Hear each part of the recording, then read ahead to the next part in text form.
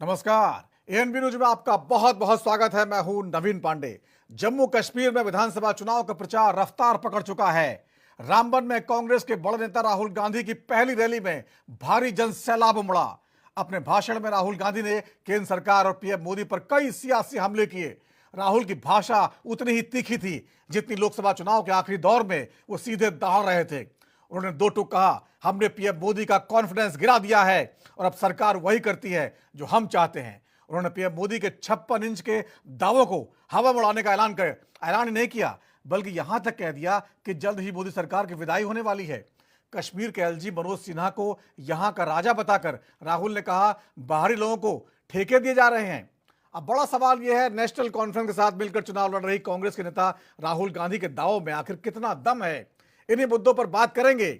उससे पहले देख लेते हैं क्या कुछ कहा गया है।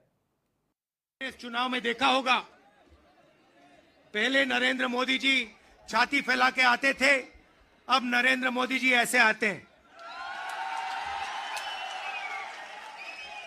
पहले बड़े बड़े भाषण करते थे, इस बार पार्लियामेंट में घुसने से पहले उन्होंने अपने सिर पर कॉन्स्टिट्यूशन को रखा, फिर गए अंदर। नरेंद्र मोदी जी ने बेरोजगारी फैलाई है। पता नहीं आपने अदानी जी का नाम सुना है? सुना है? हाँ, मोदी जी के मित्र हैं।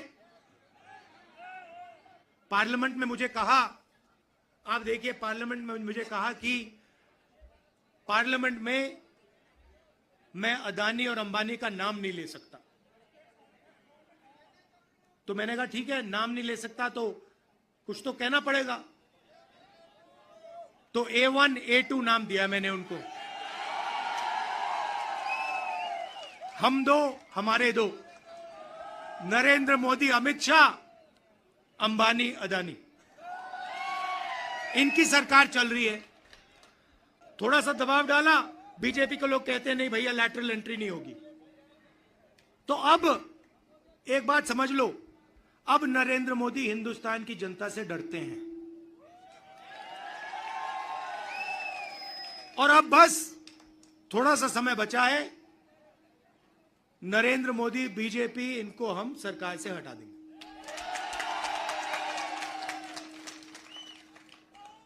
मगर हम चाहते हैं कि देश में भाईचारा हो। सारी की सारी चीजें, सारे के सारे बिजनेस इन 3-4 लोगों को मिलते हैं। अमित शाह के जो बेटे हैं, कभी क्रिकेट बैट नहीं उठाया, वो क्रिकेट के इंचार्ज बन गए।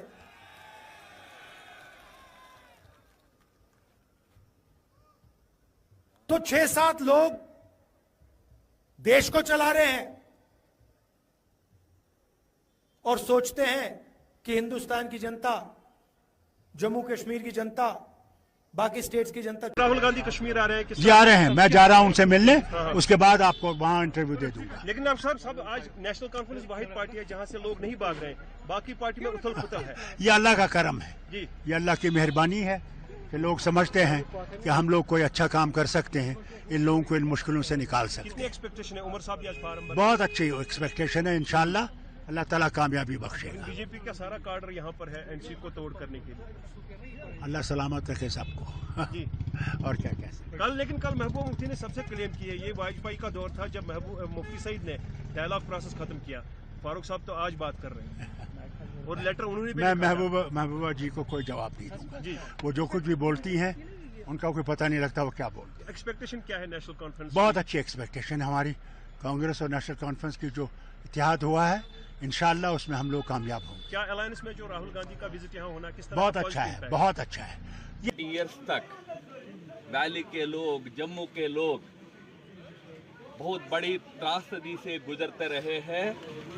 उन परिवारों की छुट्टी होगी, एक नया नेतृत्व जम्मू कश्मीर में उभरेगी।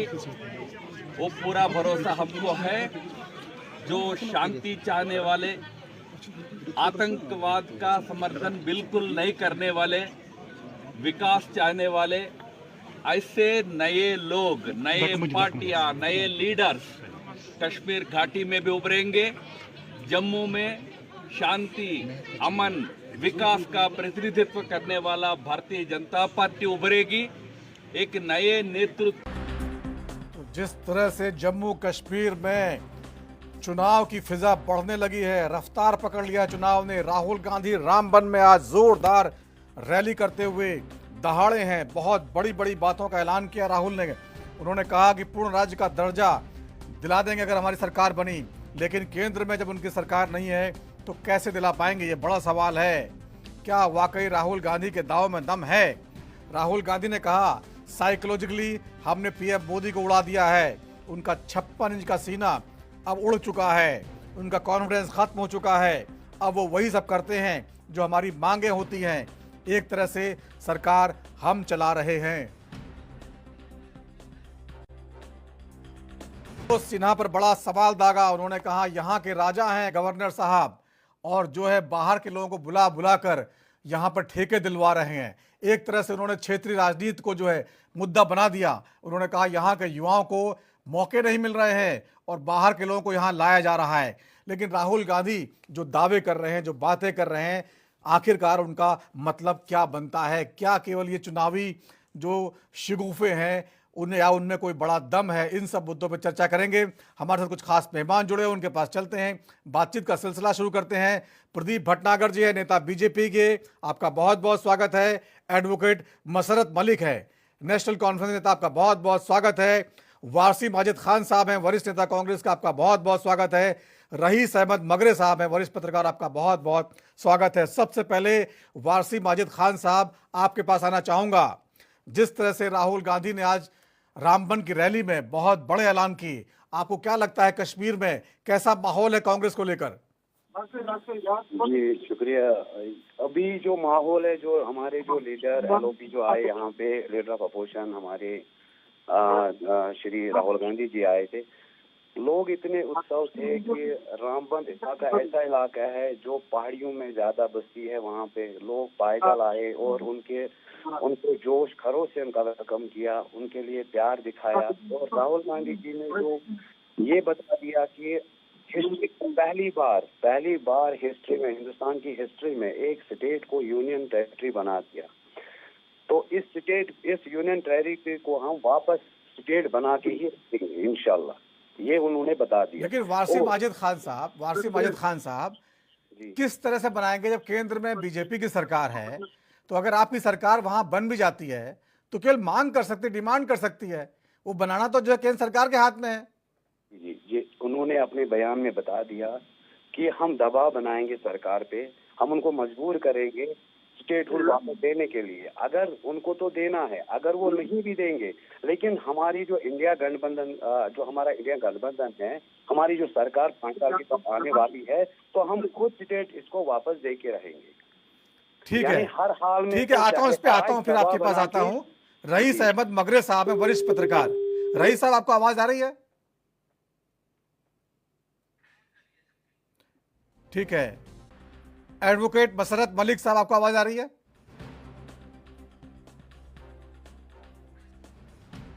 इस तरह से आज जो है राहुल गांधी ने जो ऐलान किया है रामबन की रैली में, सबसे बड़ा ऐलान यह है कि जम्मू कश्मीर को पूर्ण राज्य का दर्जा वापस दिलाएंगे। हालांकि गृह मंत्री भी कह चुके थे संसद में, लेकिन बड़ा सवाल यह है अगर बीजेपी नहीं चाहती तो ऐसा कैसे होगा? इस पे चर्चा करेंगे। छोटा सा ब्रेक लेते हैं, ब्रेक के बाद लौटेंगे, चर्चा को आगे बढ़ाएंगे।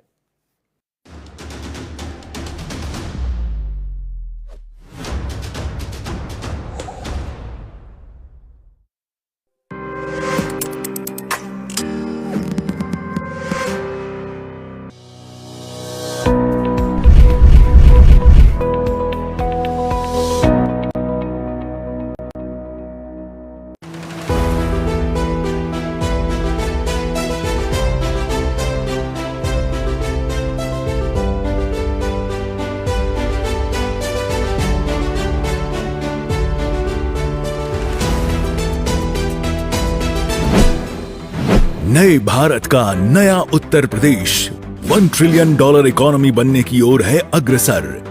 स्थानीय उत्पादों को यूपी इंटरनेशनल ट्रेड शो ने दिया है international market.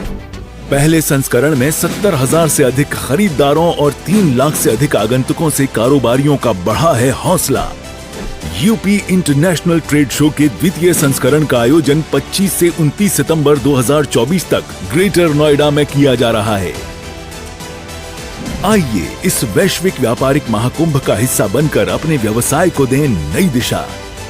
UP international trade show, sourcing का अद्वितीय मंच। नहीं दबेगी कोई आवाज, हटेगे पर्दे, सामने आएगा हर राज। वो छिपाते हैं हकीकत, उनकी सच्चाई सामने लाते हैं हम।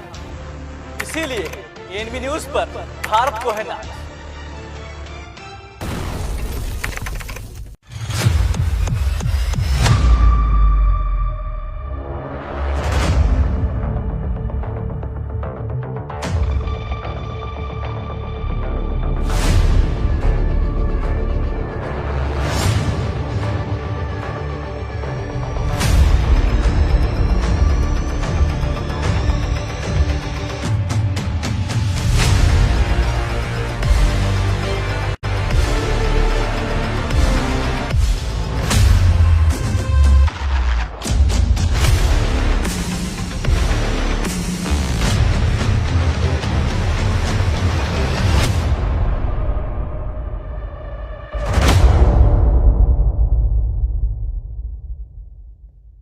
उत्तर प्रदेश की राजधानी लखनऊ से मैं जितेंद्र सिंह। हिमाचल की राजधानी शिमला से एएनबी न्यूज के लिए मैं टीना ठाकुर। छत्तीसगढ़ की राजधानी रायपुर से मैं अखिलेश तिवारी राजपुर। देवभूमि उत्तराखंड से मैं अमित चौधरी।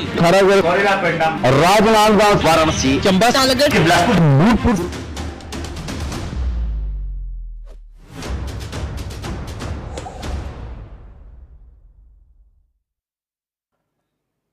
और ब्रेक के बाद राजधर में एक बार फिर आपका स्वागत है। आज बात कर रहे हैं राहुल गांधी, जो कांग्रेस के बड़े नेता हैं, जम्मू कश्मीर में दहाड़े हैं रामबन की चुनावी रैली में, और उन्होंने केंद्र सरकार पर बहुत बड़े हमले बोले हैं। उन्होंने कहा है कि हमने इस सरकार को झुका दिया है, इसका कॉन्फिडेंस उड़ा दिया है। साइकोलॉजिकली हम इस सरकार को झुका चुके हैं और सरकार कभी भी गिर जाएगी। इन तमाम मुद्दों पर चर्चा कर रहे हैं हमारे साथ कुछ खास मेहमान हैं, उनके पास चलते हैं, बातचीत का सिलसिला शुरू करते हैं। प्रदीप भटनागर जी हैं, नेता बीजेपी के। एडवोकेट मसरत मलिक साहब हैं, नेशनल कॉन्फ्रेंस के नेता। वासी माजिद खान साहब हैं, कांग्रेस के नेता। और रईस अहमद मगरे साहब हैं, वरिष्ठ पत्रकार। वासी माजिद खान साहब, आपसे बात जब हो रही थी पिछली बार, तो आपने कहा था कि हम दबाव बनाएंगे केंद्र सरकार पर और पूर्ण राज्य का दर्जा वापस लेके रहेंगे अगर हमारी सरकार जम्मू कश्मीर में बन जाती है। राहुल गांधी जी ने आज बहुत बड़ी बड़ी बातें कही हैं। प्रदीप भटनागर जी, आपके पास आना चाहूँगा। राहुल गांधी कह रहे हैं कि हमने सरकार को जो है 56 इंच का सीना उड़ा दिया है, साइकोलॉजिकली हमने हरा दिया है, और हम जो चाहते हैं, चाहे जाति जनगणना की बात हो, चाहे दूसरे मुद्दे हो, सरकार वही करती है जो मुद्दे हम उठाते हैं। ये बात कहीं ना कहीं प्रदीप जी सच भी लगती है। जाति जनगणना का मुद्दा उनका था और आखिरकार आरएसएस ने भी उसमें हाँ में हाँ मिलाई और आप कराने जा रहे हैं। कहीं ना कहीं इसलिए कॉन्फिडेंस बढ़ रहा है विपक्ष का। देखिए, और कॉन्फिडेंस की तो बात यह है कि सदैव परिवार के हो या पड़ोस के बड़े हो, बच्चों का कॉन्फिडेंस, मगर वो कॉन्फिडेंस किस टाइप का वो भी देखा था। जैसे भी आपने कहा कि संघ ने भी कह दिया है, संघ ने जो आप है उसको पूरा शायद आप कर रहे हैं तो ज्यादा अच्छा रहेगा। संघ ने, राष्ट्र स्वयं सेवा संघ ने ये कहा है, प्रमुख जी ने ये कहा है कि आपको जनगणना, जाति जनगणना अगर होती है तो उससे राजनीतिक लाभ राहुल गांधी जैसे लोग जो लेना चाहते हैं, उन चीजों से बचने के लिए ये भी कहा है। जाति जनगणना को लेकर कहा तो बहुत कुछ है, मगर क्या टॉपिक मीडिया में और या फिर विपक्ष ने उठाया केवल जाति जनगणना है, बाकी चीजें कहाँ दिखाते यार। जो उन्होंने बोला ना वो दिखाना चाहते, अच्छी बात है, खैर कोई बात नहीं। दूसरी चीज, अगर आपने जम्मू कश्मीर की बात कर रहे हैं तो आज राहुल गांधी सपने में अपने पूर्वजों से पूछे, और अपने जो नेता पूर्वज हो चुके या फारूक अब्दुल्ला साहब पूछे जरा, जम्मू कश्मीर के अंदर जहां आप रैलियां कर रहे हैं वहां आप मुंह करके सोते भी नहीं थे। इनके पे आप घमंड में जो कह रहे हैं कि हमने सरकार को झुका दिया, मॉरल डाउन कर दिया, ये भाजपा की सरकार है, इसका मॉरल डाउन नहीं हुआ करता। हम देश हित के लिए आए हैं, चले भी जाएंगे तो कोई गम नहीं है। हमने जो वादे किए थे 10 वर्ष के अंदर वो पूरे करें, और जो 5 वर्ष हमारे पास है, बिल्कुल 56 इंच की 56 इंच की जो चाहती है वो काम करेगी, पूरा काम करेगी, दबाव में काम नहीं करेगी। मैं आपके माध्यम से पूरी कांग्रेस को, राहुल गांधी जी को भी बता दूं, सबसे पहले एहसान मानने उन्हीं प्रधानमंत्री जी का जहां प्रचार प्रसार कर रहे हैं। और ये भी पूछ ले कि जितने आपके साथ अब अलायंस जम्मू कश्मीर में लड़ रहे हैं, बेचारे लोकसभा चुनाव क्यों हार गए? क्या विधानसभा जीतने का कॉन्फिडेंस है उन लोगों के अंदर? ये चीजें भी है। थोड़ा सा आदमी को गरूर होना चाहिए, इतना नहीं होना चाहिए कि आप 550 में से 99 लाके सोच रहे हैं कि फर्स्ट डिवीजन आ गए। तो थोड़ा सा चीजें समझने वाली बात, इसलिए कहते हैं ना कि ज्ञान कम होने से वो थोड़ा सा दिक्कत रहती है आदमी को। ठीक है, ठीक है। वारसी माजिद खान साहब, जवाब देना चाहेंगे आप?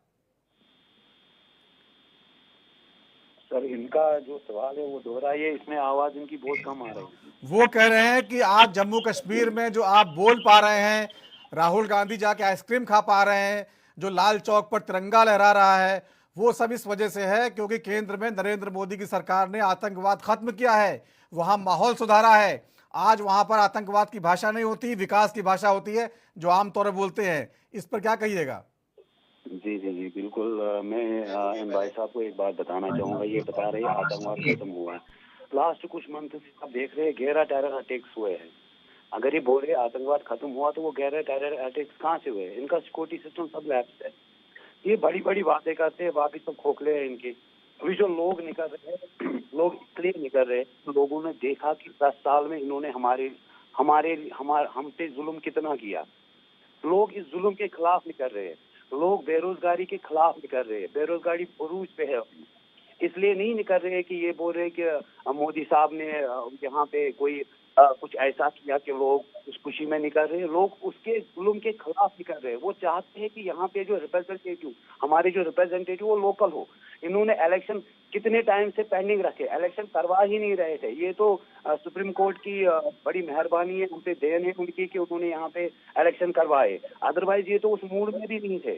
ये चाहते थे यहाँ पे ऐसा ही माहौल रहे। और आज तक आप मुझे बताइए, जो आज देखिए जितनी भी रैलीज होती है, सबसे ज्यादा नौजवान, सबसे ज्यादा उसमें नौजवान हिस्सा लेते हैं। और नौजवान क्यों लेते हैं? नौजवानों को पता है कि हमारे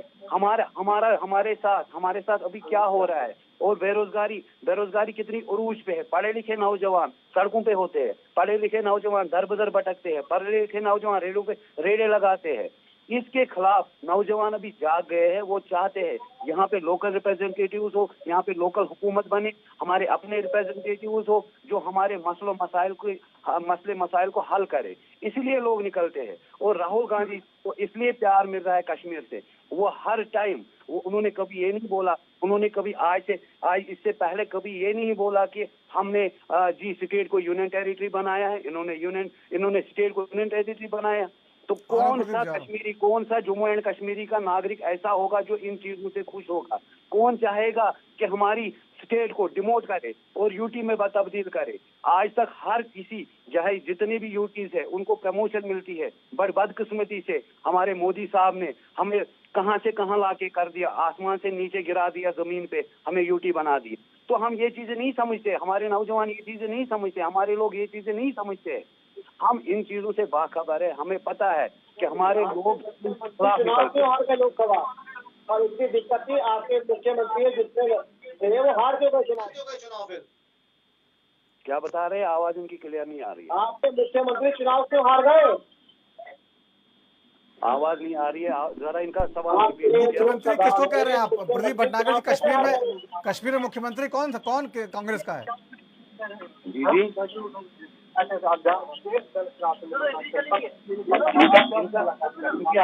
नहीं आ रही है, इनका सवाल जरा रिपीट। ये कह रहे हैं कि लोकसभा चुनाव में फिर आपको सीटें क्यों नहीं मिली? अगर आप इतनी बातें कर रहे हैं, कितना समर्थन है आपको? लोकसभा इलेक्शन में हमने इतने, आप मुझे बताइए कश्मीर में कितनी सीटें हमने ली? जो इंडिया गठबंधन है, कितनी सीटें हमसे गई यहाँ से? कश्मीर में कम है, विधानसभा में कम ही लग रहा है। कश्मीर में तो बीजेपी ने खाता भी नहीं खोला। आप जम्मू की बात कर रहे हैं, आप देखिए जम्मू में जो वोटर है, जो हमारी वोट है, आप देखिए वोटों में कितना इजाफा हुआ। पहले कितने वोट पड़े थे पहले वाले लोकसभा इलेक्शन में, और आज की डेट में कितने वोट हमें पड़े कांग्रेस को? यानी हमें जो भी वोट बढ़ रहे हैं, अब ये घट नहीं रहे हैं। अगर हमारे पहले वोट 3 लाख पड़ते थे, आज 9 लाख पड़े। ये चीजें ये नहीं देख रहे कि लोग कांग्रेस से, लोग लाखों में जुड़ रहे हैं कांग्रेस की तरफ से, और आज ये बात कर रहे हैं कि सीटें जीत बनाने को। हार जीत अलग चीज है, एक वोट से भी हारता है इंसान, एक वोट से जीतता है इंसान, लेकिन मेन चीज होता है कि हमारे साथ इस टाइम पे लोग कितने जुड़ रहे हैं,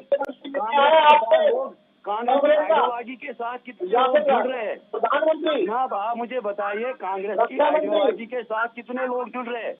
अगर हमारा पहले वोट शेयर हमारा देखिए, पहले क्या था लोकसभा इलेक्शन में, जो पुराना लास्ट हुआ था, जो आज हुआ हमारा लोकसभा इलेक्शन, उसमें हमारा देखिए कि वोट शेयर हमारा कितना बढ़ गया है, तो वो बड़ी अचीवमेंट है हमारे लिए। ठीक है, ठीक है वारसी माजिद खान साहब, ठीक है, आपकी बात आ गई है। हमारे साथ एडवोकेट मसरत मलिक साहब हैं, नेशनल कॉन्फ्रेंस नेता।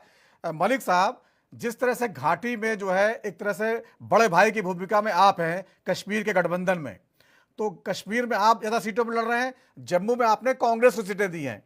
आपको लगता है कि जो गठबंधन है और आज की जो रैली है उसको देखते हुए क्या नतीजा आएगा?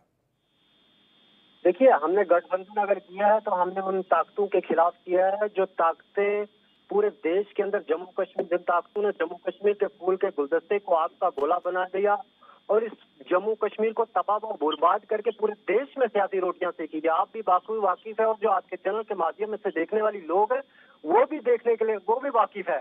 और जो भाजपा के स्पोक पर्सन या भाजपा के जो यहाँ पे बैठे हो हमारे साथी जो पैनल में बैठे हैं, वो कहते हैं कि हमने कश्मीर में जो है कि हिंदुस्तान का झंडा लहराया, तो इसका मतलब जम्मू कश्मीर के अंदर 70 साल से हिंदुस्तान का झंडा नहीं लहरा था। हम भी जम्मू कश्मीर के लोग हैं, हमारे दिलों में हिंदुस्तान का झंडा लहराता है और हमारे दिल में हिंदुस्तानी है, हम इकरारी हिंदुस्तानी है।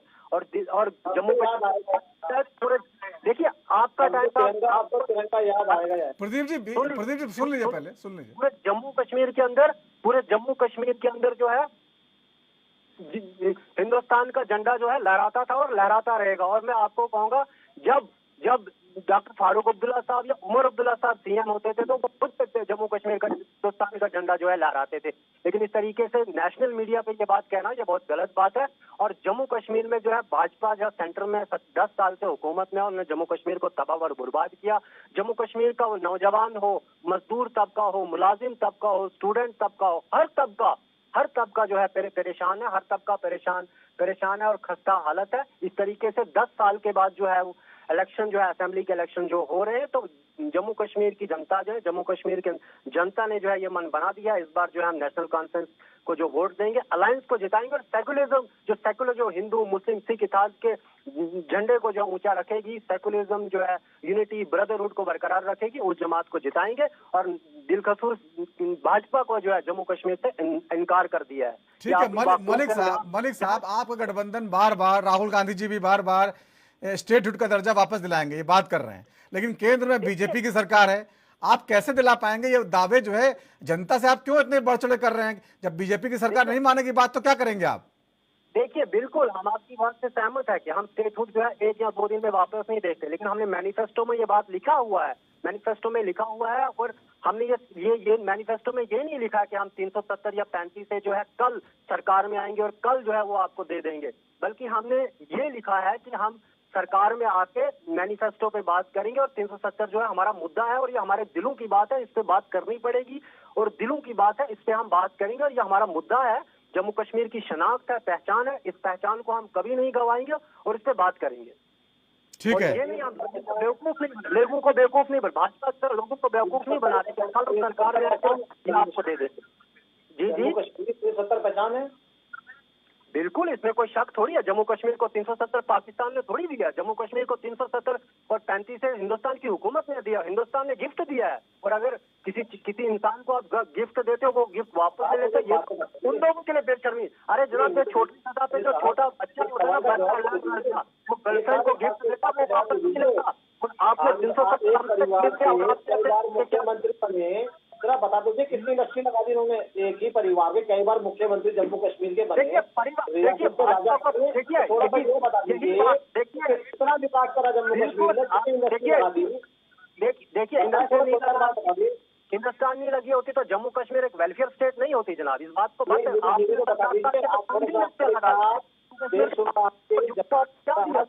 दीजिए कि 2 लाख एकड़ जमीन छुड़ाई गई है आपके मुख्यमंत्रियों के और आपके मंत्रियों के नाम की, उसके बारे में भी थोड़ा सा बताइए ना, जो कब्जे छुपाए हैं। बिल्कुल बिल्कुल मैं जरूर करूंगा। तो आपके नेता जो करते हैं, बिल्कुल मैं जरूर, जो आप जो एकड़ की जमीन आप गिन रहे हैं, उस जमीन में देखिए कि भाजपा के नेताओं को कितनी जमीन मिली है। ये तो फैक्ट पे बात करिए ना सर। भाजपा के नेता सरकार में लगा रहे हैं, कोई शक नहीं है, लेकिन ये भी देखिए भाजपा के नेता तो मुख्यमंत्री चुनाव के आ गए, आपके इस बात का समर्थन थे, क्यों नहीं मिला? देखिए बड़े शेम की बात है, अरे सुन लीजिए, हम इसका भी जवाब देते हैं। जब इलेक्शन होता है, जब दो जो है प्लेयर मैदान में उतरते हैं, एक टीम को जीत मिलती है, एक टीम को हार मिलती है, तय है। आप भी लेकिन आप वोटिंग का रेशियो देखिए ना, आप वोटिंग का रेशियो देखिए। अरे ठीक है भाई साहब, ठीक है प्रदीप भटनागर जी, ठीक है, आप लोगों की बात आ गई है, मुझे आगे बढ़ने दीजिए, आगे बढ़ने दीजिए। जम्मू कश्मीर में तरक्की की, कश्मीर में तरक्की की, कश्मीर पे आप पूरा जो है हिंदुस्तान में गुण गा रहे हो, आप कश्मीर में क्यों नहीं? हम हिंदुस्तान के तिरंगे से प्यार करते हैं, भारत माता की है, तो हम भारत माता की जो कि आपसे सर्टिफिकेट लेने की जरूरत थोड़ी है, जरूरत थोड़ी। हम इस देश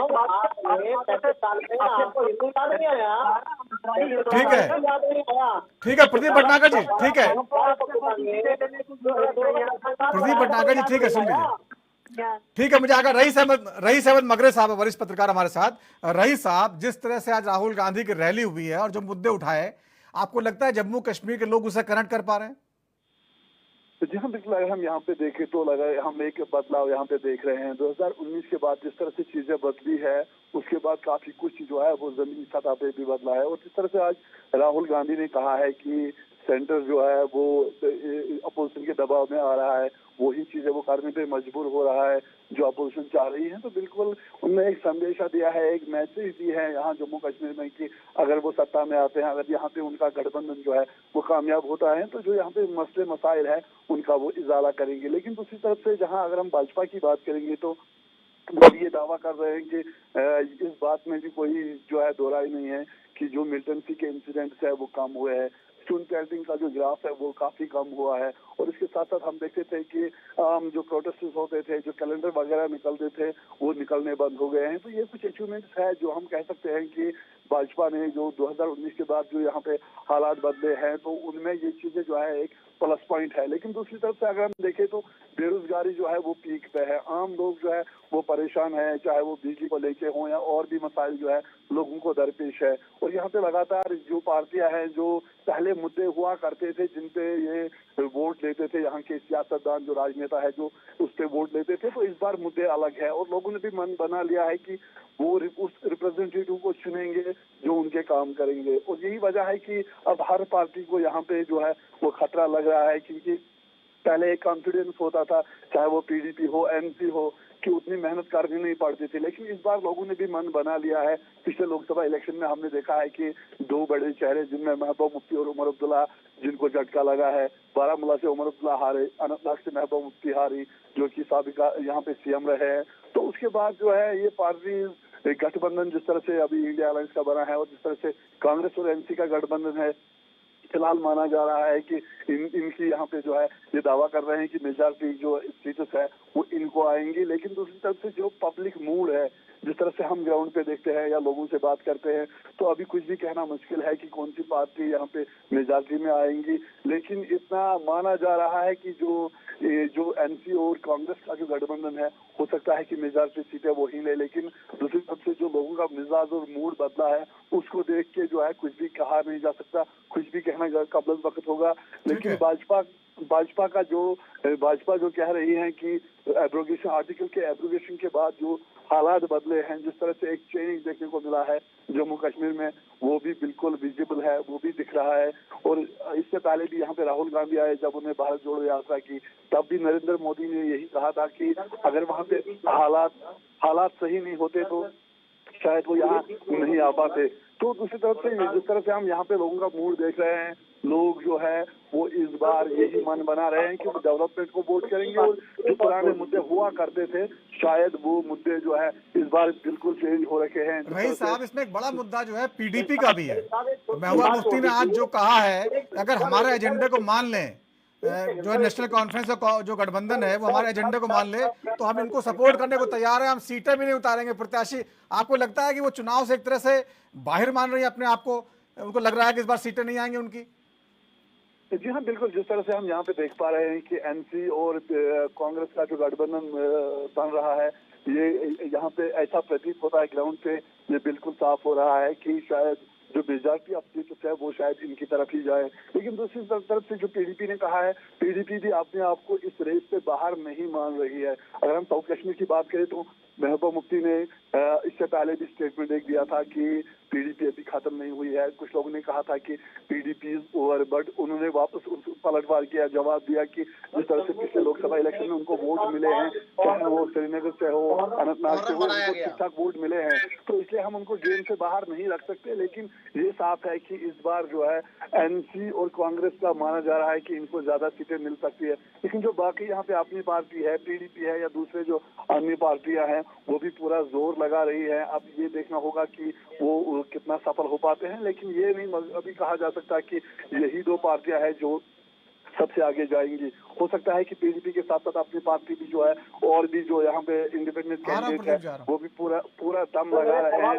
तो ठीक है, बोलिए। ये बता दीजिए देश के जरा से वहाँ कितने साल बाद मुहर्रम निकला लाल चौक से, जरा एक बार बताइए। सुनाई नहीं दिया, फिर से पूछिए प्रदीप जी। मुहर्रम कश्मीर में मुहर्रम कितने साल बाद निकला? मुहर्रम का जुलूस कितने साल बाद निकला शांति के साथ, ये जानना चाहते हैं रईस साहब। जी हाँ, लगभग 3 दहाई के बाद, 3 डिकेड के बाद जो है वो मुहर्रम का जुलूस यहाँ पे निकला, उसको यहाँ पे परमिशन दी गई। वही हम बता रहे हैं कि कुछ चेंजेस है जो विजिबल है। जब से धारा 370 हटी है, हम यहाँ पे देख रहे हैं कि जो स्टोन पेल्टिंग के इंसिडेंट है उनमें कमी आई है, मिलिटेंसी का ग्राफ जो है वो नीचे आया है, और इसके साथ साथ कैलेंडर वगैरह जो हम देखते थे उनमें भी कमी आई है। वो पूरी तरह से अब जो है वो पुरानी बात हो गई है। रईस साहब, यहाँ पे एक बड़ा सवाल है कि जो 370 का जो मुद्दा है, अभी क्या मुद्दा है इन चुनावों में, या लोगों ने उसको भुला दिया है, या लोग उसको मुद्दा नहीं मानते? जी हाँ, अगर हम यहाँ जो हम ग्राउंड पे लोगों से बात करते हैं, पूरे जम्मू कश्मीर की अगर हम बात करें तो अभी भी लोग मानते हैं कि धारा 370 को वापस लाया जा सकता है, उसके लिए प्रयास होना चाहिए। लेकिन कुछ लोग ऐसे भी हैं जो ये मान रहे हैं कि अब वो पुराना हो चुका है और जो लोगों के और भी मसाइल है। यहाँ पे अगर हम देखें तो बेरोजगारी जो है वो पूरे पीक पे है, बेरोजगारी की शरह जो है वो तेजी से बढ़ रही है। लोगों के जो बेसिक इश्यूज है, जिनमें बिजली पानी के जो मसाइल है वो लोगों को दरपेश है। जो मेजॉरिटी लोगों की है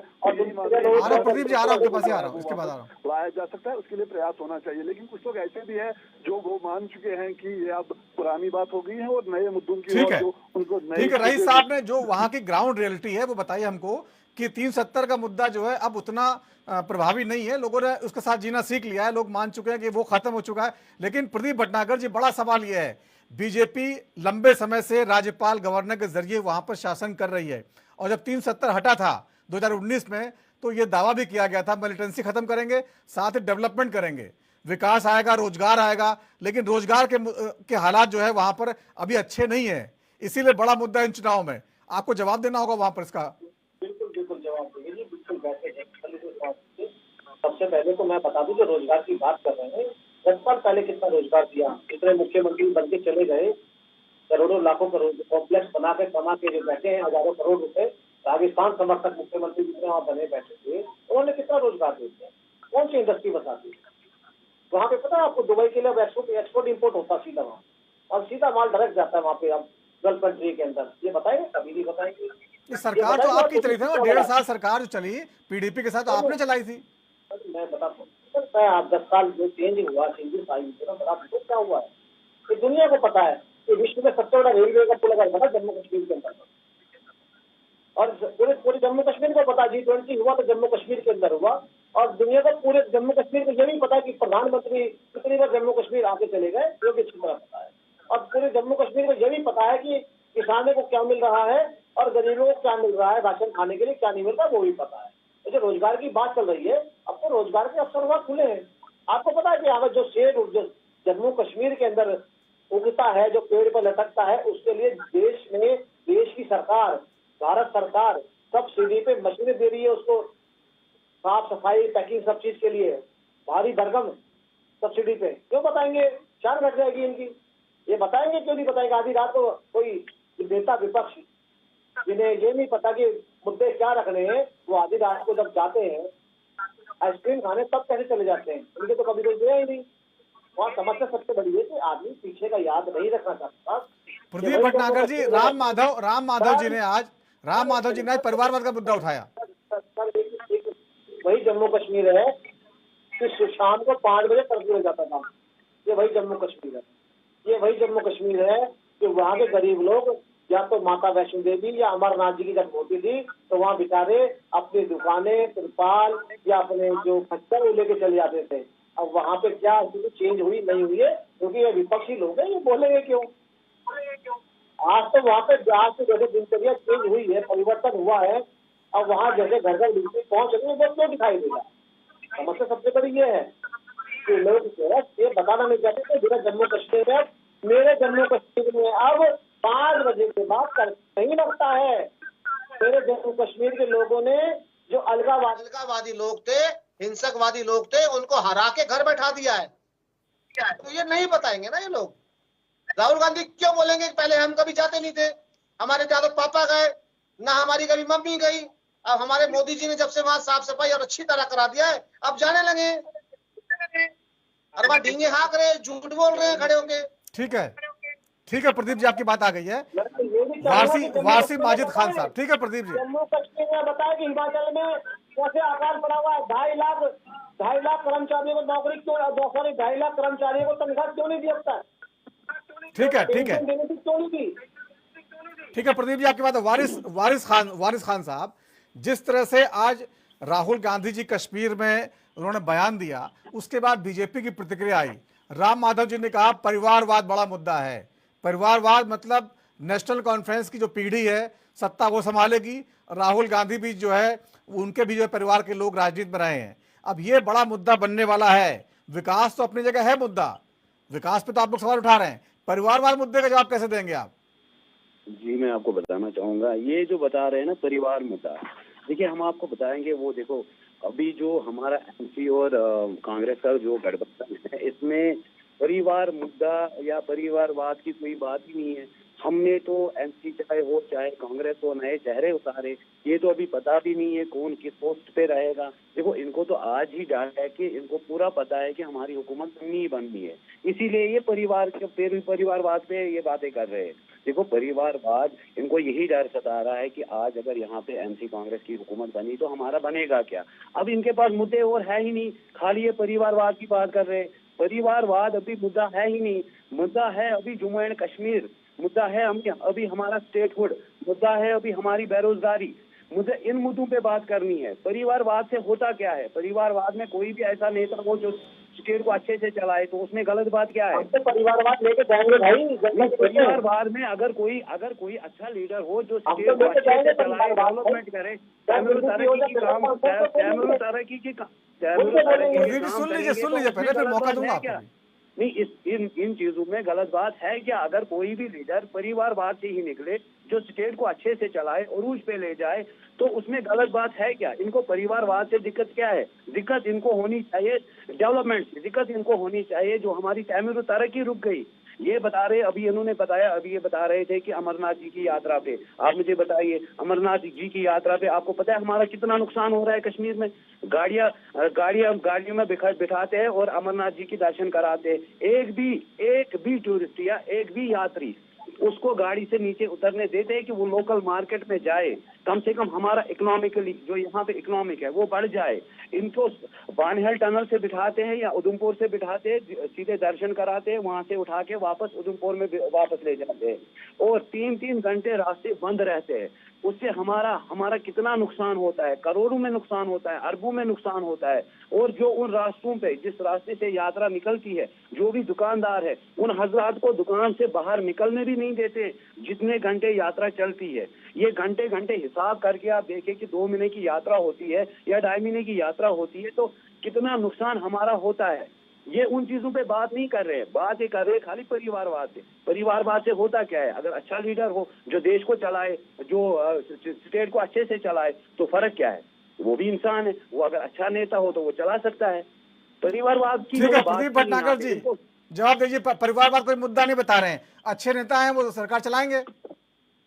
अभी ये बात कर रहे थे अमरनाथ, इनसे पूछ लीजिए जो वह शिकारो में और जो टूरिस्ट घूम रहा था वो कहाँ से आया? इस बार सीजन में कम से कम 3.5 लाख से ऊपर, 3 करोड़ से ऊपर सॉरी वहाँ जो टूरिस्ट पहुंचा वो कैसे पहुंचा? क्या इनके जो नेता बैठे हैं, चाहे पीडीपी के हो चाहे नेशनल कॉन्फ्रेंस के हो, तो 5 साल समर्थक बात करते हैं। क्या उन्होंने एक बार ही बोला कि भाई हिंदुओं की यात्रा हो रही है कि भाई इसमें कुछ आंच नहीं आना चाहिए, जम्मू कश्मीर का एक मुस्लिम समुदाय इसकी सुरक्षा करेगा? बोला क्या? अपने देश में रह के भी हजारों फौजी लगे हुए हैं, क्या इन्होंने अपना फर्ज निभाया भारत का होने का? अगर निभाया हो तो बताइए। शाइन बोर्ड से पैसा तो चाहिए इनके परिवार को चलाने के लिए। हमने तो वो मगर नहीं बोलेगा हिंदुओं की तो यात्रा निकल रही है, सुरक्षा हम करेंगे। जब हम और यहाँ बैठ कर बात कर रहे हैं, रोजगार की बात कर रहे हैं, तो मैं तो पूछना चाहता हूँ आपने कितना रोजगार दिया? परिवारवाद ने कितना रोजगार दिया? आपकी सर्टिफिकेट की जरूरत अरे आपने कितना रोजगार दिया? आज सरकार भटकना पड़ रहा है आप लोगों को, जब हमने सरकार भटकना पड़ रहा है वोटों के लिए, तो आपको कुछ नहीं रहा। सोशल मीडिया में कितने झूठे पड़ रहे हैं, नेशनल कॉन्फ्रेंस हो कितने झूठे पड़ रहे हैं, आप लोग नहीं है। हमने झूठे मार रहे हैं इनको। परिवारवाद की बात कर रहे हैं। अरे परिवारवाद हम लेके जाएंगे, हम बताएंगे के बारे में, हम बताएंगे के बारे में परिवारवाद क्या होता है, हम बताएंगे परिवारवाद क्या होता है, कैसे परिवार आप कराया आप बताएंगे। ठीक है प्रदीप जी, ठीक है। देशभक्ति हमें मत सिखाइए, हमें पता है देशभक्त हमसे बढ़कर आप देशभक्त है नहीं। हमें आपकी सर्टिफिकेट की जरूरत नहीं है जनाब, हमें आपकी सर्टिफिकेट की जरूरत नहीं है। वो सबको पता है हम कितने हमें वो सबको पता है, वो सबको पता है, वो पता है सबको, वो सबको पता है। देशभक्ति वो होता है जो देश के लोगों के साथ प्यार करे, देश के जमीनों के साथ नहीं, देश के लोगों के साथ, देश के अवाम के साथ। आप लोग देश के जमीन के साथ, हम देश के अवाम के साथ प्यार करते, गरीब मजलूमों के साथ प्यार करते, दलितों के साथ प्यार करते, पिछड़ों के साथ प्यार करते। ये देशभक्ति हमें मत सिखाइए, वो सबको पता है हम देशभक्त कौन है। ये देशभक्त के नारे मत लगाइए, हमें देशभक्त का सारा पता है और हमें आपकी सर्टिफिकेट की जरूरत नहीं है, वो सबको पता है। ठीक है प्रदीप जी, ठीक है आपकी बात आ गई, आगे बढ़ना मुझे। ठीक है प्रदीप जी, कश्मीर के लोगों को देशभक्ति मत सिखाइए। ठीक है माजिद खान साहब, आपकी बात आ गई। माजिद जी, लोगों ने देशभक्ति अपनी उसी दिन साबित की जिस दिन हमने अकार्ड किया हिंदुस्तान के साथ, जिस दिन हमने हिंदुस्तान के साथ अकार्ड किया। हमारी देशभक्ति वही सबूत है हमारा। आप हमें देशभक्ति मत सिखाइए। गफ्फार गैंग खत्म हो गया, गफ्फार गैंग खत्म हो गया, मट्टी मिल गया और वहाँ कश्मीर के वासियों ने ही खत्म करा है। सोशल मीडिया जाइए देखिए, अभी तो जनाब शुरुआत है, रिजल्ट आने दो, आपको खुद पता चल जाएगा। ठीक है वासी साहब, ठीक है आपकी बात आ गई है, आगे बढ़ने दीजिए। मलिक साहब, ठीक है मलिक साहब का कहना चाहूंगा। मलिक साहब, जिस तरह से चुनाव है और आप लोग बहुत कॉन्फिडेंट हैं घाटी को लेकर, कश्मीर में आप लोगों की बढ़त है, समझ में आता है। रईस साहब ने बताया कि जो है गठबंधन है घाटी में बढ़त में, लेकिन सीटें तो जम्मू से भी आनी है। 43 सीटें जम्मू में है और वहां कांग्रेस कमजोर पड़ जा रही है। आपने बहुत सारी सीटें उनको दे दी हैं, अगर वो नहीं ला पाए सीटें तो सरकार कैसे बनेगी? देखिए अलायंस की मैं बोल रहा हूँ, कमजोर जम्मू है या जम्मू की बात करें या खिताई जम्मू की बात है या खिताई कश्मीर की बात है, अलायंस और नेशनल कॉन्फ्रेंस कहीं पे कमजोर नहीं है। वो खिताई जम्मू के अंदर भी मजबूत है, खिताई कश्मीर के अंदर भी मजबूत है। और दिलखसूस खिताई जम्मू की अगर मैं चुनाव रीजन की बात करूँ या पीर पंचाल की बात करूँ तो वहाँ पे जो है नेशनल कॉन्फ्रेंस अलायंस जो है मजबूत है और भारी अक्सरियत से जो है वहाँ से सीटें आएंगी। ये मैं मुबालगा राय की बात नहीं करता हूँ, झंडे से नीचे रह के मुबालगा राय की बात नहीं करता हूँ, ये लोगों से आप पूछ सकते हैं। लोग जो है इस बात की गवाह है कि इस बार जो है सरकार हमने जो है जम्मू कश्मीर में अगर बनानी है तो वो अलायंस की बनानी है, नेशनल कॉन्फ्रेंस की बनानी है। और अगर आप कहते कि कैसे आप सीटें लाओगे, आप जो जिस भाजपा जहाँ जम्मू कश्मीर को तबाह होता है, पूरे देश के अंदर सियासी रोटियां सिखाती है, और जम्मू से दो जो है लोकसभा जो है उनके कैंडिडेट थे, 2 जो जीते, वहां आप जो सेकंड नंबर पे जो है उनका रेशो देखिए, प्रीवियस जो इलेक्शन देखिए उसका रेशो देखिए, और जो कांग्रेस अगर देखे तो वहां पे कितनी उन्होंने जो अपना जो वोटिंग को जो है इंक्रीज किया गया है। ये इस बात का गवाही देता है कि आने वाला जो असेंबली इलेक्शन की वोटिंग है, इसमें जम्मू खिते के अंदर जो है अलायंस की कैंडिडेट जो है वो जीत कर आएंगे। बाकी ये जो कहते हैं तामीर व तरक्की हमने जो है, भाजपा कहती है कि हमने तामीर व तरक्की जम्मू कश्मीर में की। मैं इनको क्या देना चाहता हूँ, और G20 की भी इन्होंने बात की, मैं इनको क्या देना चाहता हूँ, जम्मू कश्मीर में तामीर व तरक्की सिर्फ लाल चौक या गांधीनगर अप्सरा रोड या लाल चौक में आप 2 लाइटें लगा देंगे और कहेंगे कि हमने जम्मू कश्मीर में तरक्की कर दी, और G20 को लाल चौक और जम्मू की गांधीनगर में लाके कहेंगे हमने जम्मू कश्मीर में तरक्की कर दी। मैं ऑन रिकॉर्ड कहना चाहता हूँ और आपके नेशनल मीडिया पे ये कह देना चाहूंगा, जम्मू कश्मीर के अंदर 99% पॉपुलेशन जो है वो पहाड़ पे रहती है, और उन पहाड़ों पे रहती है जहाँ 12 महीनों में से 11 महीने सफेद चादर बिछी रहती है। तो उन इलाकों में क्या आदत है, आज भी बिजली नहीं है, पानी नहीं है, अच्छी रोडें नहीं है, और खस्ता हालत जिन रोडों पे जो है हमने मैक्सिमाइज किया था, और 10 साल के बाद वो मैक्सिमाइज उड़ गया है। मलिक साहब, ये समस्याएं तो जो है आज की थोड़ी हैं, ये विकास की समस्या तो हमेशा रहेगी, पहले भी थी। आज इसमें नया क्या होगा? बीजेपी ने ऐसा क्या कर दिया है? वो तो कहते हैं हमने बहुत विकास किया है। हम इस बात को समझते हैं, लेकिन भाजपा इसको प्रचार में मत रही है ना। अपनी जम्मू कश्मीर को लाल चौक या गांधीनगर में 2 लाइटें लगा के और I love you Kashmir, I love you Jammu लिख के पूरे देश में ये मत बांटिए ना कि हमने जम्मू कश्मीर में तरक्की की। ये मत बांटिए ना कि ये रखिए ना कि जम्मू कश्मीर जो है वो बहुत बड़ा इलाका है, और आप लोगों ने पहाड़ों पर है, वहां पर आपने क्या किया जरा बताइए ना। नहीं किया, लेकिन ये यही कह रहे हैं कि हमने बहुत तरक्की की जम्मू कश्मीर में। ठीक है। और जो आप मनोज सिन्हा जी, गवर्नर को, LG को आप वहां का राजा बोल रहे हैं, राहुल गांधी, वो उसका क्या मतलब है? देखिए बिल्कुल राजा है, शक्ति राजा से है। देखो राजा अगर वो लोगों की उम्मीद देखिए लोग गवर्नर के पास थोड़ी जाएंगे। आम जनता अगर वो जाएगी तो वो अपनी विधायक के पास जाएगी। असेंबली में अगर वो चुन के गए सरपंच, BDC या MLA या मिनिस्टर बनेंगे, क्योंकि वो उन तक जाएंगे तो वो उन तक लोगों के लिए जाएंगे। जमहूरियत जिंदा रहेगी। आप ऊपर से जो है गवर्नर बैठा फिर जाएंगे कि हम जम्मू कश्मीर में तामीर व तरक्की करेंगे, ये गलत बात है सर। ये उनकी बात में इस बात को सहमत करता हूँ, मैं इस बात से एग्री करता हूँ, उन्होंने ये बात। ठीक है, रईस अहमद साहब थोड़ा विश्लेषण करके बताइए हमको, ये जो एक राजा वाली बात जो है राहुल गांधी करे, मनोज सिन्हा पर निशाना साधा उन्होंने कि बाहरी राज्यों से लोगों को ला रहे हैं और ठेका दिलवा रहे हैं, यानी स्थानीय लोगों को रोजगार नहीं मिल रहा है। लेकिन जब वहां पर कोई कारोबार आएगा, बाहर के जो बिजनेसमैन है वो बाहर से आके वहां इन्वेस्ट करेंगे तो लोगों को रोजगार मिलेगा। ये बात समझ में नहीं आई। जी हाँ, बिल्कुल इसी बात का प्रयास हो रहा है कि ज्यादा से ज्यादा जो है वो बाहर की इन्वेस्टमेंट जो है वो जम्मू कश्मीर में आए, ताकि ज्यादा से ज्यादा रोजगार के मौके यहाँ पे पैदा किए जा सके। तो यही वजह है कि लगातार जो बाहर की कंपनीज है उनके साथ संपर्क करके उनको यहाँ बुलाया जाता है, उनके सेमिनार्स किए जा रहे हैं, वो लोगों के जो काउंसलिंग वगैरह है, जो नौजवान है उनको जो है वो डिबेट्स में बुलाया जा रहा है, उन जगहों पे बुलाया जा रहा है जहाँ पे वो सेमिनार करते हैं।